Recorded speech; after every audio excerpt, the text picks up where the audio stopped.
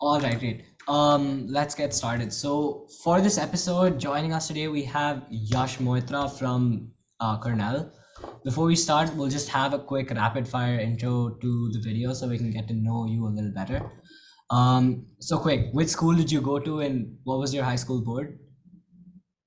I went to this small school in Delhi. It's called Scottish International School. It's not a very good school, but and my board was I did IGCSE and the IB.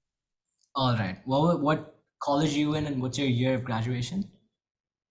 I'm currently studying at Cornell University at the Dyson School of Applied Economics and Management, and I'm expecting to graduate in 2027. Yeah. All right. What's your major? I'm studying applied economics and management right now with an emphasis on international trade and development. And I'm also trying to minor in international relations at the moment and might possibly double major in info sci, but we'll see. I don't know. Got 4 years. All right. When it came to the essays, like how do you think you were able to differentiate yourself to these colleges? Like what did you choose to write about, and like how did you decide between like your topics? I think a big part of the essays is just be human and be wacky if you need to. I mean, for my essays, my personal statement was quite literally about tandoori chicken momos, shiny shoes, blazers, stuff like that. Very wacky. But it differentiates you because it shows them that you're human, right? Everyone's going to talk about the academics, extracurriculars in their essays. So be unique, I guess. Or just show a part of yours that you're proud of showing and that genuinely it makes you human. So it isn't what makes you super qualified or what makes you a genius. It's what makes you human. Because at the end of the day, they are looking for humans. Um, what about letters of recommendation for you, man? Like, how did you manage your different teachers, and like how many did you submit? Who gave them? How did you choose between, say, preferring an English teacher over an eco teacher? That kind of jazz. Well, with my LORs, the base theme was very simple. I needed someone who knew me well and could speak to that. So, well, honestly, what I did was I made a spreadsheet, right, where it was like first preference. So I had act.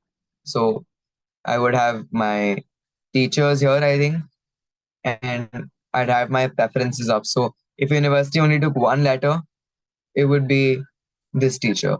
So first preference is this. Second, if they take two letters, it's this teacher. Three is this teacher. So there's one teacher whose recommendations I have for nearly every university. I'd have one teacher whose recommendation went to only one university. So, for example, I think Cornell took about 5 to 6 letters, I believe, in total, because they had three teachers and then other recommenders as well. So that's how I sort of prioritized where who my recommenders would be, how many I'd take. And then I asked all of them to prepare very well in advance letters. And I picked teachers who would essentially provide diverse opinions. So, I mean, I had my economics teacher as my first preference because, I mean, she knew me pretty well. But she would provide a very, this is a kid who's great at academics, wala outlook. Second teacher I picked was my English teacher, who also taught me in TOK in IB. She provided an outlook which was like, this is a brilliant kid, has struggled a lot, challenges, personal outlook, right? She's that kind of a person. Third was my maths teacher, who would have given a very sort of professional LOR, very involved in school, always, all of that. So I think having different teachers say different things also provides a great opportunity because every LOR is basically just something you can't say in your essay and it's coming from someone else. So it's that much more credible. So have your recommenders really speak about your wonderful qualities and have them speak diversely about it. Don't have everyone say the same thing. Okay. Let's talk about academics, right? Um, what was school like for you? How challenging was it? What systems did you use? You mentioned IB and IG, right? What system did you use to like ace both of these courses? They're pretty rigorous, right? I think in retrospect, I love how I recognize how simple it used to be, but back then when you're in the center of all of it, it seems crazy, right? Not just because of the curriculum, but because if you're someone who's applying to these universities after school, you're probably doing a lot of things in school besides your actual academics, right? Besides just classes. So, I mean, I had a crazy high school life, and it was definitely very difficult to be doing the IB and the IGCSE. I guess to manage the workload, I used to maintain my Google Calendar very well. Google Calendar, guys out there, if you don't know, if you don't use it religiously, it will save your life. Use it to plan out everything. It will save your life. I guarantee you it will help. Because once you come here, I mean here everyone uses calendar, right? You want to meet someone, you have to block their calendar by sending them an invite. But honestly, guys, if you're in school, start using Google Calendar. Apart from that, I'd say I just used to review a lot of past papers for IB and IG. That really helped because just knowing the kinds of questions that are going to come was really important to me. I mean, for IGCSE, I grinded past papers, and that really just absolutely got me from here to here in terms of my grades. I had like a B in math, a low A in accounting. This is like 3 months out to my IGCSE board exams. I grinded so hard. I had a 97 in math and accounting, and I topped my school. So that, I mean, that just trust the process. Just go through the um. Just I guess after a point, it's just how well acquainted are you with the paper. Because at that point, when you open the IB paper, when you open the IGCSE paper, it doesn't scare you because you've seen these questions before, and you're like, okay, okay, okay, and then you write. That's the familiarity that I try to get with every paper before I go in, even with prelims here at Cornell. So that's the strategy I used, and it really helps. All right. Okay, what about the AP exams, right? Like a lot of students stress about like whether to take APs versus IBHL subjects and all that jazz. Did you take any? Like which ones were they? When did you take them? How was prep? All that. I did take APs. I took I had full IB by the way with four HLs, and on top of that, I did 8 AP exams. I did a few at the end of 10th grade. I mean, in May after my 10th grade, and a few more in May after my 11th grade. So I did um oh god, which ones did I do? Shit. I had a 5 on AP Human Geography, a 5 on Environmental Science, 5 on World History, a 5 on Statistics, 5 on Literature. What else? A 4 on Comparative Government, a 4 on English Language. Uh, I think I had one or two more exams. I have no recollection. I'm so sorry, but yeah, I gave a bunch of APs in essence. All right. And in terms of prep, was it all just like self-made, or did you use like external counseling and all that? Absolutely not. No, no, no. I prepared myself. Um, I used instant review books, I think, and apart from that, it was just YouTube, Khan Academy. Khan Academy, dude, you have to get guys. If you're practicing for the SAT or the AP, screw the books, screw the tutors. Khan Academy. That is where it's at. Jesus. Okay. All right. I think I actually don't think we need this at all. The only thing we have left is the extracurriculars, right? The most juicy part. Um, what were your extracurriculars like, man? Like, how do you think they made you stand out? How did they come about? Especially for Indian students, that's quite a big challenge, right? Yeah, yeah, for sure, for sure. I mean, my extracurriculars were, I think, really unique compared to my peers. Of course, I had MUN, I had debate, which you would expect one to have. But I mean, I did them pretty. I mean, I had other things as well. I mean, so apart from just doing 80 MUNs, apart from chairing at Harvard, all those things, apart from debating with Team India, representing India at Oxford, Harvard, Yale debates. Um, also had my own, I guess, slightly more unique niche things. Like, for example, when COVID was a thing, right? When the second year of COVID had hit India, I was a primary vaccination officer at a local hospital. That was a big ECF. I just used to sit there and work. Um, I had a convalescent plasma donation app inspired by data. I started that. I led my school's editorial board. I published poetry books. So I'd say I had my fair share of unique extracurriculars as well. But that's not to say that I went in with a strategic approach. It's just, I guess, do what drives you, but also do something that I guess is unique. I mean, what's a talent you have that's unique? What's an idea you have that's so out there? What's something you want to do that other people aren't doing? Chase that. Okay, in that same vein, you were talking about internships, right? Did you do any of them, or did you feel like, they weren't really I meant? did, man. I did my fair bunch of internships, and they weren't high up internships. They were just normal internships where I would go and learn. And if you go to my LinkedIn, you can take a look and see I've done quite a few. But it is what it is, man. I'd say, did they help my application? Sure. They were one blurb at the end of my activities section. Would I have? I mean, do you think they played a hand in me getting in? Sure, maybe. But do I think it's transformational that I did those? Not really. Don't feel compelled to do an internship. If you can, then go ahead. If you can't, then that's okay. There's better things you can do. All right. How did you go about like setting up these internships? Setting up what? These internships. Honestly, a large part of it is just networking. And I hated that word as a high schooler.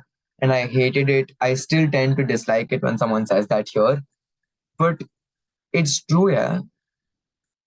Opportunities and the at the end of the day are about networking. That means if you're talking to people, or if you have a few professionals that your parents are hanging out with or that you're meeting, whatever it is, ask, go ahead, or ask your family members to look out if they know someone, because at the end of the day, that is your network when you're starting off, your family. Or even if your dad doesn't own an investment banking hedge fund, whatever, that's okay. Everyone knows someone. All you have to do is just ask. I mean, have a resume ready. Say, hey, I'm looking to learn for like a month. That's all I need. And eventually you'll find someone who you can help. And it probably won't be a finance giant. It probably won't be Bain and Company, but it'll be something. Even if you're working at a kirana shop, even if you're working at a small grocery store, helping the owner with finances, helping the owner with marketing, or even if you're just streamlining supply chains for them, or you're just keeping track of their sales, or calculating, inventory turnovers for a small shop. That, in the eyes of an admissions office, if described well, will be more valuable than sitting and shadowing an investment banker at fucking, I don't know. All right. Um, okay, we're drawing pretty close, but what about social work, man? Did you feel inclined towards like community service-based projects, or was that not really your thing? No, no, no, of course. I mean, I guess to some extent, I did some social work, but it looked very different from what you'd imagine. So it wasn't just those no-name NGOs that people start up and then leave to gather dust and spider webs. It was, um, well, I worked with the UNHCR, if that counts as social work. I was a youth ambassador for them. I had my vaccination thing, of course. I think that counts as social work, where I would just vaccinate a bunch of people. Got 5,000 people actually. That was pretty nice. Then I had my plasma app, plasma donation app. pretty sure that counts as social work too. So the work I did looked very different from what you'd classify typically as social work, but I think it was still valuable. And I think it had some level of contribution to a community that was much broader than the community that you'd otherwise imagine. So it wasn't CAS for my school, it wasn't any of that. It was at a much broader scale. So yeah. Okay. All right. Just to finish it off, what did your awards or competitions look like, man? Did you like prefer the real world side of things, or what was it like? I think I was lacking a little bit in my awards section. I mean, I had my SAT and top performer thing. I had AP International Diploma. I was board topper for IGCSA. What else? Yeah, I didn't really have crazy awards. Um I won a sustainability championship for the University of Arizona, but no, yeah, National Economics Olympiad finalist, but not much apart from that. I didn't have crazy Olympiads like everyone does. Like I didn't have gold medals and stuff like that. So I'd say I was pretty normal in that sense. My words were very humble.